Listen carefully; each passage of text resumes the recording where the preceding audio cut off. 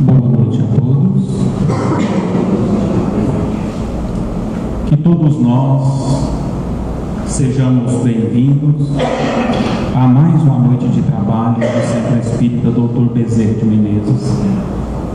É com muita alegria, com muito amor, que recebemos a cada um de vocês nesta noite abençoada de sexta-feira. Noite esta tranquila, que nos convidam a profundas reflexões a respeito do nosso ser. Grandes possibilidades se acercam de nossas consciências e pedimos encarecidamente que a espiritualidade amiga guie os passos de todos nós, encarnados ou desencarnados. Nessa vibração de fé, de paz e de harmonia, irei realizar agora uma leitura de uma prece e peço a todos os irmãos que acompanhem mentalmente. Oração nossa. Senhor, ensina-nos a orar sem esquecer o trabalho, a dar sem olhar a quem, a servir sem perguntar até quando, a sofrer sem magoar seja a quem for, a progredir sem perder a simplicidade, a semear o bem sem pensar nos resultados, a desculpar sem condições, a marchar para a frente sem contar os obstáculos, a ver sem malícia, a escutar sem corromper os assuntos, a falar sem temer, a compreender o próximo sem exigir entendimento, a respeitar os semelhantes sem reclamar consideração, a dar o melhor de nós, além da execução do próprio dever, sem cobrar taxas de reconhecimento. Senhor, fortalece em nós a paciência para com as dificuldades dos outros, assim como precisamos da paciência dos outros para com as nossas próprias dificuldades. E ajuda-nos para que a ninguém façamos aquilo que não desejamos para nós. E auxilia-nos, sobretudo, a reconhecer que a nossa felicidade mais alta será invariavelmente aquela de cumprir os desígnios onde e como queiras, hoje, agora e sempre, que assim seja. Nessa boa vibração, recebemos para a palavra do Evangelho do Cristo aos nossos corações a nossa irmã Shinaida e a Edivane, que ambas são evangelizadoras e trabalhadoras da nossa casa. Então, a tribuna é de vocês. Boa noite mais uma vez.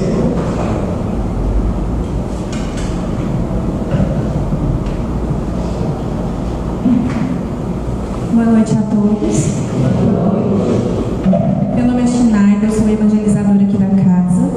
Eu estou hoje aqui com a Edivane, que também é evangelizadora, para falar com vocês sobre um tema muito importante, que é a influência, né? A influência é uma lei natural. E para entrar nesse tema, eu gostaria de compartilhar com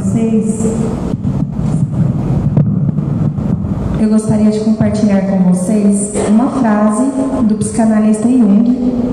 É uma frase que acredito que alguns de vocês já conheçam. E ela é uma frase que nos traz uma reflexão muito bonita. Então, conheça todas as teorias, domine todas as técnicas, mas ao tocar uma alma humana, seja apenas outra alma humana. Então essa frase, ela é linda, né? É uma frase, ela tem um peso muito grande e ela ilustra essa importância. E eu gostaria de compartilhar uma matéria também sobre a história de um menino que ele teve câncer na infância e ele foi cuidado, né? Ele foi acolhido por um médico que, além de exercer a profissão muito bem, ele foi humano, né? Então ele olhou para aquele menino com cuidado, com amor e o influenciou. Então vamos assistir para vocês verem de que forma que ele foi influenciado.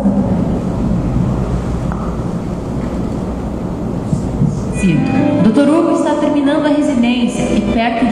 realizar um grande sonho. Há pouco mais de 15 anos, ele era o paciente aqui no hospital. Foi diagnosticado com linfoma, um tipo de câncer que atinge o sistema linfático. Foi o que inspirou o então adolescente a tomar a decisão mais importante da vida dele. Meu sonho, realmente, como um garoto convencional do interior, eu queria ser um atleta, jogador de futebol, e me dedicava realmente para tentar ser um jogador de futebol. E depois dessa intercorrência, que eu coloco que foi um presente que Deus me deu, que eu consegui, através disso, conseguir identificar qual seria a minha missão, na verdade, aqui na Terra, da maneira que eu pudesse fazer o meu trabalho, da maneira que estivesse envolvendo também a minha realização pessoal e realmente buscando fazer o bem para todos. A médica com quem ele hoje discute a situação dos pacientes fez parte da equipe responsável pelo tratamento dele e fala com orgulho do paciente que virou colega. Ele é brilhante, assim, muito dedicado, estudioso, interessado, alegre, né? Brinca com todo mundo, conquista todas as pessoas, assim, os pacientes, os familiares. Então, eu acho que a experiência de ter estado do outro lado com o paciente, que ele agora aplica, né, com os seus pacientes. O menino do interior teve que lutar para se formar médico. A família simples apoiou o sonho desde o início e hoje se orgulha do doutor que faz a alegria das crianças internadas no hospital. A experiência que ele passou foi essencial para motivar esse amor pela profissão.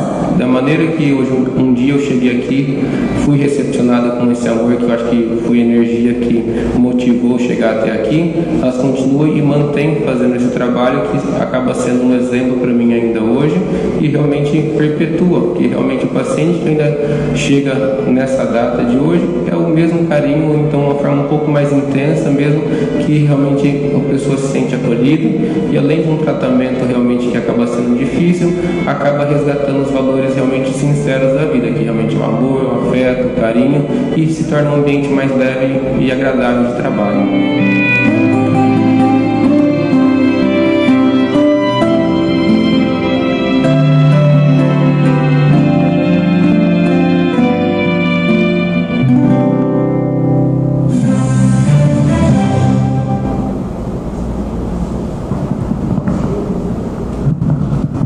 Então, no vídeo, né, nós conseguimos observar o quanto nós influenciamos, né, ele como criança, né, ele foi influenciado de uma forma indireta, né, pelo cuidado. Então, nós vamos entrar nesse tema que é tão importante, principalmente para nós, né, que convivemos com crianças diariamente, sejam com os nossos filhos, netos, alunos, né, os evangelizados, enfim, todo mundo que convive com criança. Então, todos nós, como seres espirituais que somos, nós possuímos uma capacidade natural de influenciar e de ser influenciados. É uma lei divina, ela não trata apenas de nós, espíritos encarnados, né, todos os encarnados também. Ela é uma lei natural e ela não rege só nós, né? Ela rege toda uma criação. A lua, ela influencia no clima, né, na vegetação, nas marés, nas plantações. Então, a influência, ela ela envolve toda a criação.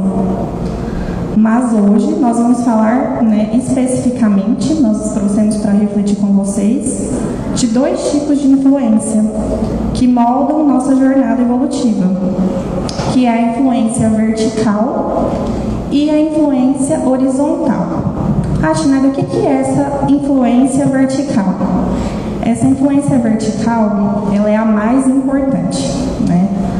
É aquela que nós recebemos dos nossos pais, dos nossos educadores, dos nossos mentores, dos mais velhos, né, daqueles mais experientes. Ela é uma influência hierárquica, né, que os mais velhos vão passando para os mais novos. E ela é baseada na experiência de vida. É importante a gente entender o peso dessa influência, porque é através dessa influência vertical, a criança ela vai ter uma base sólida ou não, para poder se posicionar lá na frente, né? Então, o período infantil, ele é sem dúvida o mais propício a essa assimilação dos princípios educativos. Então, a infância é a fase que a criança está mais aberta a receber nessas influências. Até os 7 anos, nos ensina a doutrina espírita, que o espírito ele ainda está em fase de adaptação para essa nova existência. E, então, é um período que ele está sendo moldado. E muitos acreditam que as crianças elas são inocentes, né? Elas não trazem uma compreensão, mas o Evangelho ele nos traz, né, de uma forma mais profunda, dizendo que cada criança é um espírito reencarnado e traz consigo uma bagagem de experiências anteriores, né? Então eles já chegam com experiências anteriores. E Allan Kardec, ele nos esclarece na questão 385 do Livro dos Espíritos que a infância, ela não é útil, ela não é só útil, ela é necessária, ela é indispensável, mas também consequência natural das leis que Deus estabeleceu e que regem o universo. Então o lar, né, a nossa casa, é a escola mais importante para as crianças. Como dizia Emmanuel, a universidade ela forma o cidadão, mas somente o lar pode edificar o homem. Então vejam o peso, né, que essa infância, essa primeira fase da criança, né, e a nossa responsabilidade diante disso. E aí vem uma pergunta para nós refletirmos. Como nós temos influenciado nossas crianças? Que mensagem a gente tem passado para as crianças que convivemos? Porque por mais que o lar seja essa escola, né, tão importante, pode ser que essa escola não esteja sendo tão boa, né? Então, que tipo de conversa a gente tem tido perto dessas crianças? Que tipo de música nós, né, estamos ouvindo perto dessas crianças? Porque às vezes a gente acha que não, mas elas estão ali sempre com os olhinhos, né, observando tudo, nada passa despercebido. Então, é uma responsabilidade, volto a dizer, muito grande. Já a influência horizontal é aquela que ocorre entre iguais, amigos, colegas, pessoas que compartilham experiências semelhantes a nossas. Entendam que aqui nós já não estamos falando de crianças, né? Então ele já passou daquela fase lá dos 7 anos e agora ele já é jovem, ele já está indo para o colégio, já está convivendo com outros, né? Com amigos, com seus pares. E então aqui nessa fase eles passam de influenciados para influenciadores. E é aqui nessa fase que fica claro para nós o quanto a influência vertical que foi recebida lá atrás, né, ela vai, como que ela vai refletir? Porque a gente vê que o jovem ele consegue agora passar aos seus pares tudo aquilo que foi plantado. Então, enquanto criança, nós plantamos a sementinha, né, e essa sementinha vai germinando. E aí ele consegue depois transmitir todos aqueles valores, né, tudo aquilo que foi passado para ele durante a infância. Ou não, né? Se aquela sementinha não foi plantada, talvez ele não vai conseguir transmitir aquilo que nós esperamos, né? E o período infantil, esse tema, esse estudo, né, que fala que nós influenciamos e somos influenciados pelo meio em que estamos, não sou eu nem a Edivane que estamos falando. Isso é até cientificamente comprovado, que é a psicologia ambiental, né? Então, a psicologia ambiental ela traz isso de que o meio onde nós somos inseridos ele influencia diretamente, né, no que nós somos. Esse tema, esse estudo que nós fizemos para compartilhar com vocês aqui hoje, ele foi baseado em um livro, que é esse aqui. Se alguém quiser tirar foto, vale muito a pena a leitura. Ele é um vídeo muito completo para quem convive com criança.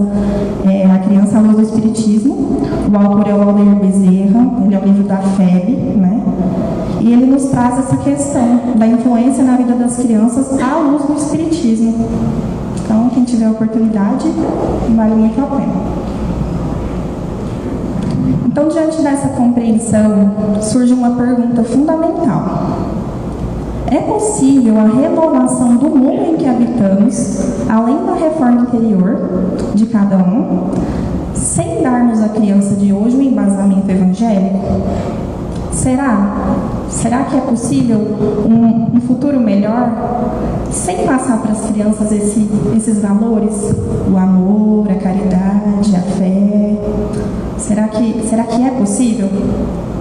Então, cada gesto nosso, cada palavra, cada exemplo que a gente oferece às crianças, ele está contribuindo para a formação não apenas de um indivíduo, né? Não é apenas daquela criança ali que está com a gente no dia a dia, mas do futuro da humanidade.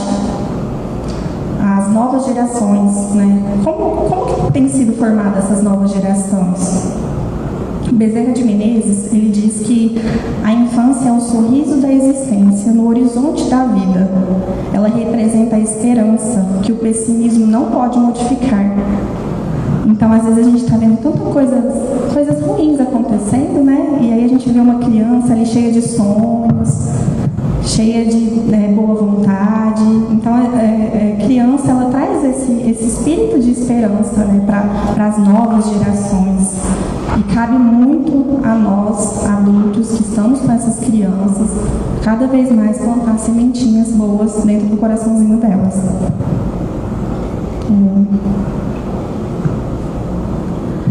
Nossa responsabilidade é imensa, nós não podemos nos esquivar dela com a desculpa de que os tempos são outros. Infelizmente a gente escuta muito isso, né? Agora é diferente, agora a criança é assim, né? E não, os valores fundamentais do amor, da ética, da moral, eles são atemporais. Pode mudar a forma de tudo no mundo, mas isso não muda. Esses valores, eles devem ser plantados, cultivados, regados, enfim, sempre. E Bezerra de Menezes nos lembra que as bases do futuro encontram-se na criança de hoje, tanto quanto o fruto do porvir dormita na flor perfumada do agora. Então, sejamos, portanto, jardineiros conscientes, né? Cultivemos com amor, com paciência, né? Eu acho que paciência é uma palavra que a gente precisa ter muito quando o assunto é crianças. Sabedoria. E lembremos que, ao influenciarmos uma alma, a gente precisa ser apenas outra alma. Então, nós também erramos, né? Nós adultos, nós não somos... Ninguém é perfeito, né? Então, nós estamos aqui aprendendo também. Então, é só ter mesmo cuidado, né? Não adianta a gente cobrar tanto de uma criança um comportamento que, às vezes, nós não entregamos. Então, às vezes, a gente cobra tanto das crianças, mas e a gente? O que a gente tem feito, né?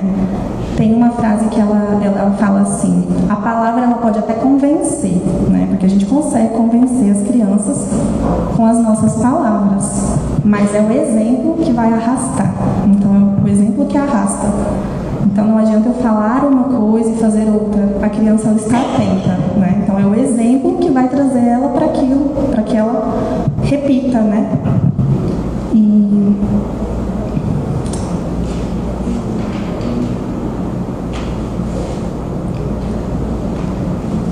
Tem um vídeo, né, do Rossandro, que ele traz de uma forma até um pouco divertida esse assunto.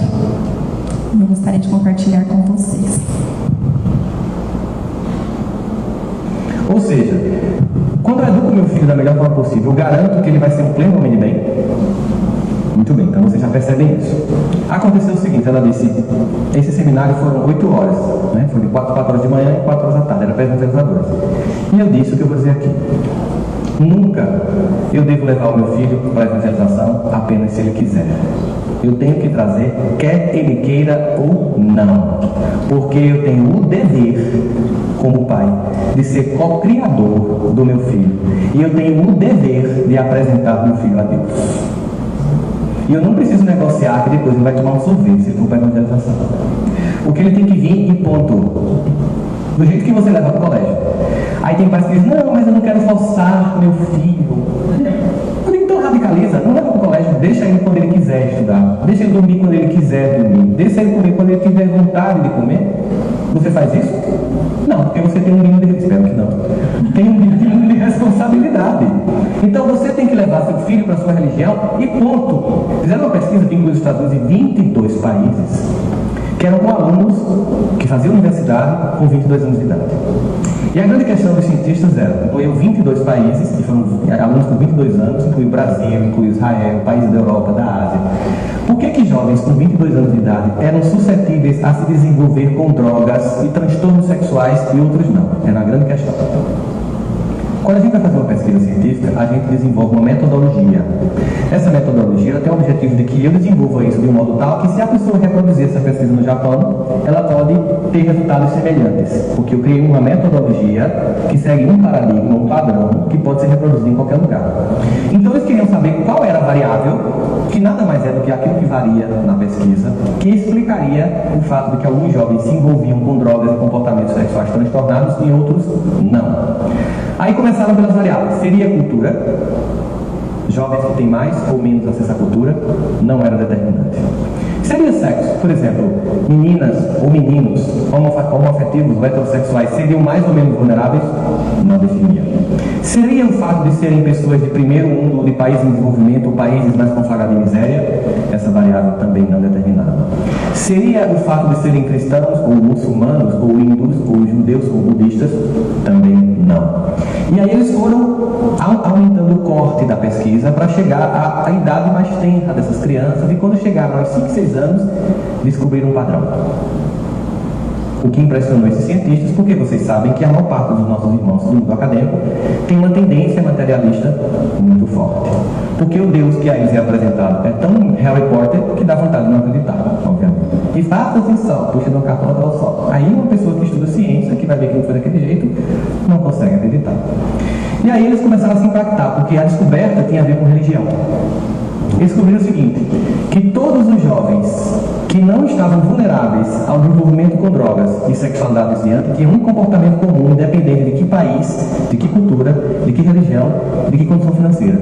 Eram jovens que, quando eram crianças, frequentavam com seus pais a sua igreja. Não importou se eram muçulmanos, budistas, hindus, judeus ou cristãos. O que era comum, essas crianças frequentaram na infância a religião dos seus pais. E o que impressionava os cientistas era como algo que é inculcado aos 6 anos gera em você competência para enfrentar a tentação aos 22. Voltemos à questão 383. Por que passamos pela infância?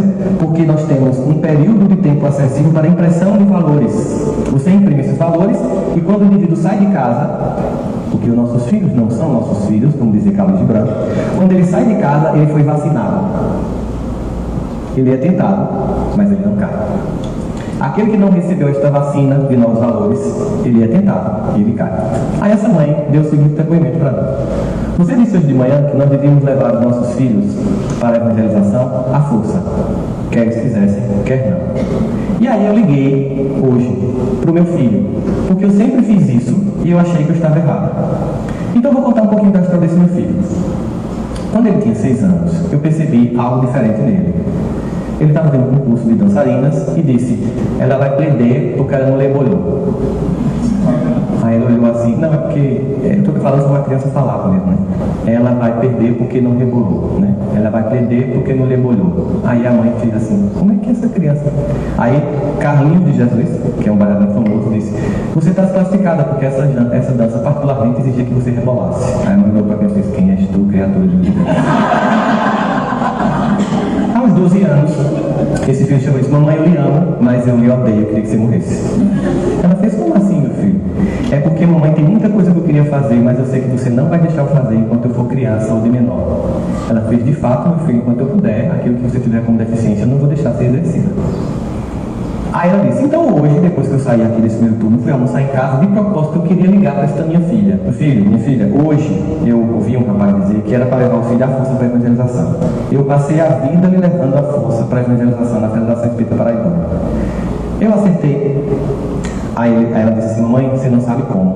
Porque você sabe, mamãe, que eu não sou uma pessoa muito boa. Você sabe desde cedo, você como mãe identificou isso em mim. E hoje eu só não sou pior por causa da evangelização. Mamãe, você não sabe quantas vezes eu pensei em matar pessoas aqui. E toda vez que eu pensei em matar, eu lembro de André Luiz sofrendo no umbral e desisto. Mamãe, toda vez que eu penso no danado do umbral, eu fico menos ruim do que eu sou. Então, minha mãe, pode ficar em paz, porque a senhora acertou. As poucas virtudes que eu tenho foi da sua insistência em levar a conhecer o Evangelho. Mas, mamãe, eu prometo, um dia ele vai entrar na minha vida com mais força. E ela sentiu paz, porque ela cumpriu o dever de apresentar Deus para o filho dela. Porque um dia você pode até ter um filho que vira, sei lá, budista, muçulmano, vai virar batista, não importa, mas ele vai ter uma referência: Deus.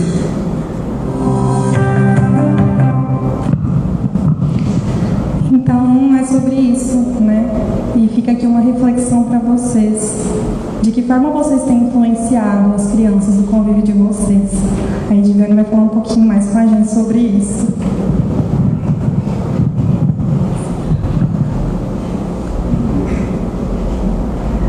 Boa noite a todos. Depois dessa reflexão que a Schneider trouxe para nós, tão importante, né? E principalmente, como ela disse, para nós que lidamos com crianças no nosso dia a dia. E talvez a gente pense: eu não tenho crianças na minha casa, eu não tenho crianças próximas a mim, eu não lido com crianças assim tão diretamente. Mas nós estamos rodeados por crianças em todos os lugares. Quando nós vamos no supermercado, quando nós vamos à farmácia, enfim, nas vias públicas. E as crianças, como explica o Espiritismo, elas são receptivas, elas são moldáveis. Então, a todo tempo elas estão observando. As anteninhas das crianças estão ligadas a todo tempo, observando o nosso comportamento. Então é isso que vai ser passado para elas. Então olha a nossa responsabilidade. Não é só com nossos filhos, com nossos sobrinhos, netos, ou enfim, as crianças que estão ali no nosso convívio do dia a dia, né? Mas com todas. E nós sabemos também que as crianças de hoje é o adulto de amanhã. Então aquela criança, hoje ela não pode estar próxima a mim, mas futuramente ela pode estar. Ela pode ser um esposo da minha filha, ela pode ser o patrão do meu filho, enfim, de todos os jeitos, uma hora nós vamos colher os frutos daquilo que a gente plantou. E as crianças estão aí para a gente apostar nelas, plantar essa semente. E muito interessante também que a Schneider falou dessa questão da influência, porque na questão 459, Kardec pergunta se os espíritos podem influenciar os nossos pensamentos e ações. E os espíritos respondem, Kardec pergunta, os espíritos respondem que sim, que influenciam frequentemente, que são eles que nos dirigem. Então olha só, a todo tempo nós estamos sendo influenciados. E muitas vezes essa influência vai se perpetuando, se tornando uma obsessão. E a gente vê que as filas nos centros espíritas de desobsessão são enormes. E o que abre a porta para essas obsessões? São as imperfeições. O espírito que se liga a nós, ele se liga através das afinidades, através do meu comportamento, dos meus pensamentos. Então, a criança evangelizada, a criança que nós passamos os princípios morais, cristãos para ela, nós vamos formar esse adulto saudável de corpo, de mente e de alma. Então, nós também, quem participa de reuniões mediúnicas, a gente se depara muito com espíritos extremamente sofredores, assim como nós que somos ainda. Mas nós temos diversos relatos de espíritos que chegam, que precisam desse atendimento. E nós acreditamos que, apostando nas crianças agora, plantando a sementinha nas crianças de agora, nós futuramente nem vamos precisar de reuniões mediúnicas dessa maneira para atender espíritos tão sofridos. Nós não vamos precisar de filas e filas de desobsessão. E olha só também a questão da responsabilidade perante a humanidade. Nós temos responsabilidade, sim, na construção de um mundo melhor. E nós só vamos alcançar esse mundo melhor modificando a nós mesmos, passando essa influência positiva, influenciando positivamente as nossas crianças. E como o Rossandro disse, essa pesquisa científica que foi feita, as crianças que receberam esse embasamento evangélico, elas, na adolescência, tiveram muito mais força para vencer as tentações que são ofertadas aí no mundo. Então, essa influência vertical que a gente recebe, as crianças recebem dos adultos, e logo depois a influência horizontal, onde esses adolescentes vão influenciar uns aos outros. E aquele adolescente que recebeu essa base sólida, esse embasamento cristão, que foi apresentado para ela, essa criança, Jesus como guia e modelo, lá na frente, na adolescência, ele vai ter princípios e poder influenciar positivamente outros jovens. E quando outros estiverem na posição de influenciar coisas negativas, ele vai olhar e falar: opa, isso aí não é para mim, porque eu aprendi sobre a lei de causa e efeito e eu quero colher bons frutos. Então é importante a gente olhar com um olhar mais diretamente a isso. O que nós estamos influenciando? Como que nós estamos olhando para a criança? Como que nós estamos enxergando as potencialidades dela? Como que nós estamos colaborando para esse futuro, um futuro melhor? Então, essa é a nossa reflexão. E aí, falando mais diretamente da evangelização, porque como a Shinaida disse, nós somos pais, nós somos adultos que ainda somos imperfeitos e falhamos. Mas a evangelização mostra para nós e mostra para as crianças, para os jovens, um exemplo maior, um exemplo de perfeição que nós admiramos, que nós sentimos o desejo de ser como ele. Não vai ser de uma hora para outra, porque a natureza não dá saltos, mas só do desejo, da vontade que a gente vai adquirindo, que a criança vai brotando no coração e o jovem, e ele vai se esforçando. Nós vamos esforçando, e isso conta, porque o esforço atrai o concurso dos bons espíritos, e vamos ser influenciados por esses bons espíritos. E nessa afinidade vamos estar conectados e juntos a outros também com esse mesmo esforço. E para encerrar a nossa fala de hoje, eu gostaria de contar uma história. Uma história que é uma história infantil, que faz parte da literatura infantil espírita, e já convido a vocês a valorizarem essa literatura espírita infantil.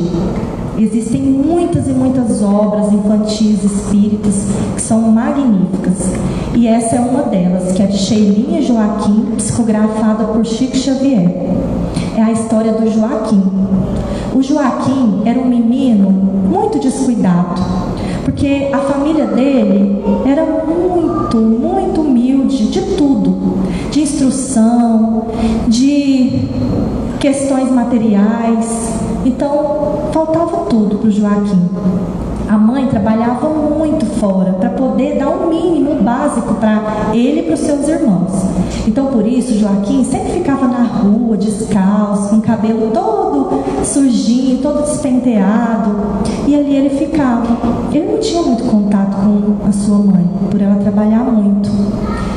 Eles não tinham o hábito da prece, eles não tinham essa instrução, esse conhecimento.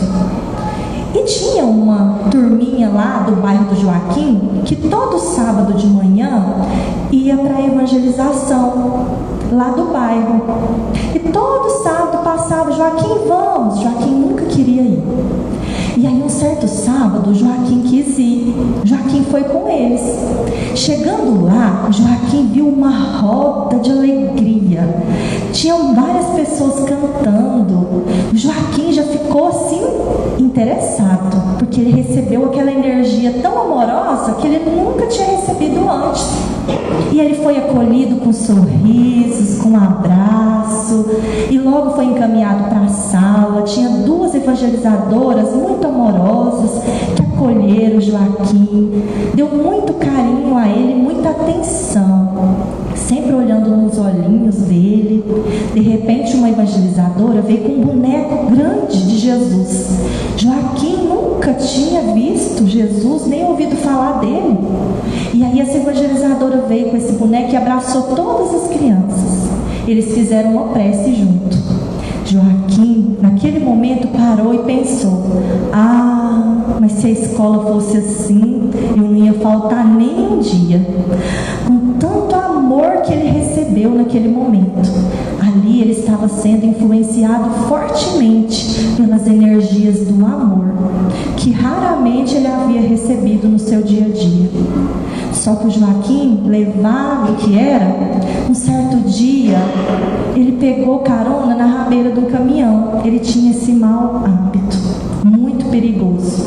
E aí o caminhão passou no buraco e o Joaquim caiu e bateu a cabeça. O Joaquim desencarnou. O Joaquim chegou no plano espiritual e estava tudo escuro, e ele estava com muito medo. Ele não sabia o que estava acontecendo com ele naquele momento. E ele ficou assim nessa escuridão por dias. E um certo dia ele teve uma lembrança. Ele lembrou das duas evangelizadoras, aquelas duas almas bondosas que havia acolhido ele com tanto amor. E ele pensou: será que elas lembraram de mim? Será que elas lembram de mim? Será que elas sentiram minha falta? Eu disse que voltaria. Será que elas lembraram e sentiram que eu não fui, que eu não voltei? Será que elas pensam em mim? E naquele momento ele lembrou daquela única prece que ele havia feito na vida. E ele fez essa prece. E no momento que ele fez essa prece, aquela escuridão se tornou um clarão. E ele viu pessoas estendendo a mão para ele naquele momento. Eram espíritos bons que vieram socorrê-lo. E ele foi socorrido. Então essa história vem para nos ilustrar que nós temos oportunidade diária de influenciar positivamente todos à nossa volta, principalmente as crianças, colocar no coraçãozinho delas tudo isso, todos esses ensinamentos de amor, tudo aquilo que vão ser bases seguras e firmes para elas no futuro. Então fica aqui nossa reflexão. Eu espero que tenha sido útil para todos nós e que possamos seguir nessa caminhada junto a Jesus como nosso mestre, nosso modelo e guia, sempre nos esforçando para influenciar positivamente onde quer que nós estejamos. Muito obrigada a todos.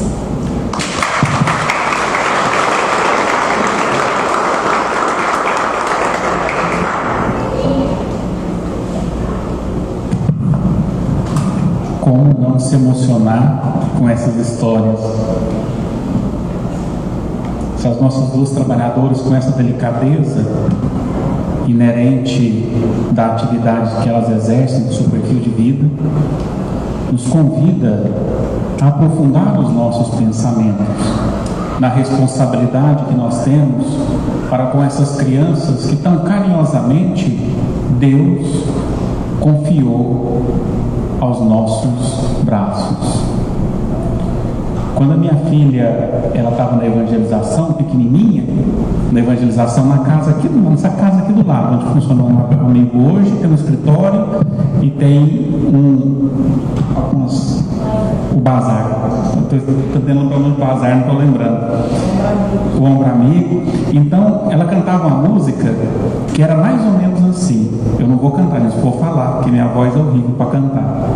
Ela cantava assim: olha, o coração da menina e do menino que tem Jesus é diferente.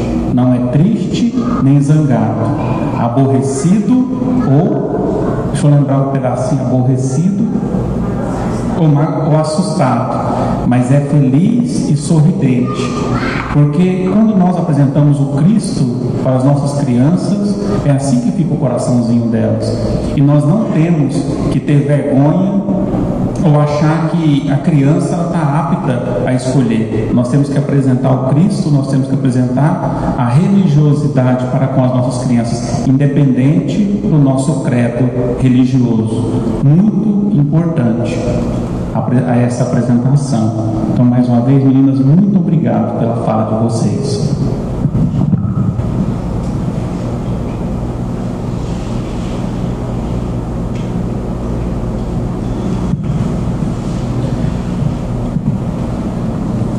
Nessa vibração de amor que Jesus nos convida, peço a cada um dos irmãos mais uma vez para que possamos elevar os nossos pensamentos a Deus, a toda a espiritualidade amiga, e convido a todos os irmãos médiuns, trabalhadores da casa, a se alinharem diante da nossa mesa, para que juntos possamos realizar a transmissão coletiva dos passos.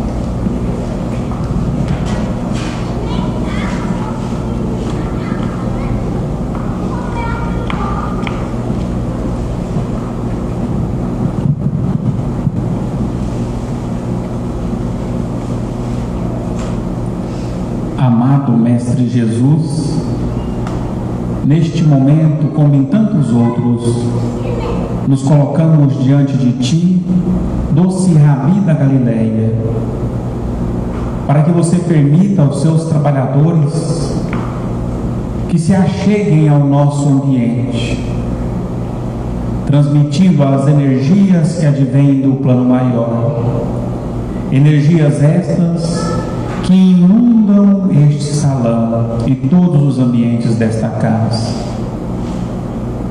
auxiliando-nos na dissipação das energias deletérias que porventura estiverem ao nosso derredor.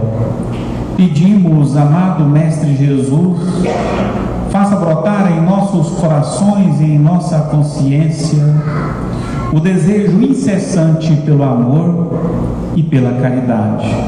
Que assim seja. Peço aos irmãos que estiverem dispostos a direcionarem as mãos sobre as águas de nossa casa e pedimos que a espiritualidade amiga deposite o remedinho necessário para a cura de todas as nossas feridas e que esta mesma espiritualidade visite aos nossos lares, aos nossos ambientes de trabalho e de maneira muito fraterna e especial a casa daquele irmão ou irmã terna ao nosso coração que necessita urgentemente do amparo da espiritualidade maior. Que assim seja. Agradecemos infinitamente a todos pela imposição das mãos. Encerramos neste momento os trabalhos aqui no salão e deixamos em aberto as camas de passes a todos sentirem necessitados. Deixamos também o convite para aqueles que quiserem nos auxiliar. Amanhã ocorre, como todos os sábados, a nossa Manhã com Cristo e a nossa sopa fraterna. Então, a partir das 6 horas da manhã, já tem uma equipe aqui na casa, aguardando os abnegados trabalhadores do Cristo, que vem de maneira gentil a auxiliar na confecção deste alimento. Neste momento também na Manhã com Cristo, recebemos algumas crianças e adultos para que possam aprender um pouco mais sobre o Evangelho do Cristo. Então é falado do Evangelho para eles, crianças e adultos. Então quem quiser chegar às 6, às 7, às 8, às 9, às 10 horas, sintam-se à vontade. A nossa casa fica muito feliz com a presença de cada um de vocês. E para aqueles que não puderem vir, pedimos as boas vibrações, os bons pensamentos e as preces para todos os trabalhadores desta casa, do plano espiritual e do plano material, porque isso nos auxilia grandiosamente em todas as nossas atividades. Tá bom? Muito obrigado mais uma vez pela carinhosa atenção de cada um de vocês.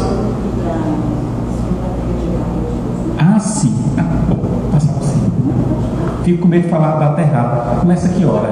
14 de dezembro. Nós vamos divulgar mais O horário. No dia 14 de dezembro, o médium João Dias estará visitando a nossa casa. Ele é um médium psicógrafo. Então, mais próximo da data, vai ser divulgado o horário que iniciará as inscrições para que possa receber a cartinha. Lembrando que na psicografia o telefone toca de lá para cá e não daqui para lá.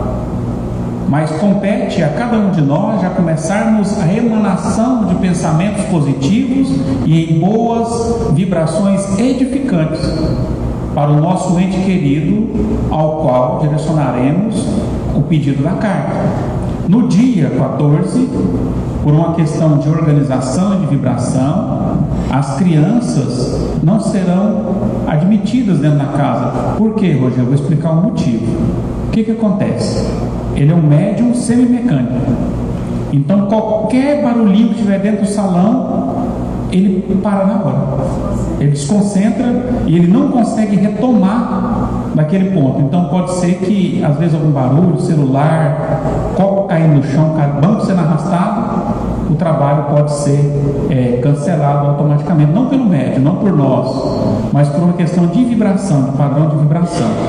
Então, neste dia, crianças pequenininhas, nós pedimos que elas fiquem em seus lares, tá bom? Mas iremos receber com muito carinho a todas as pessoas que chegarem na casa.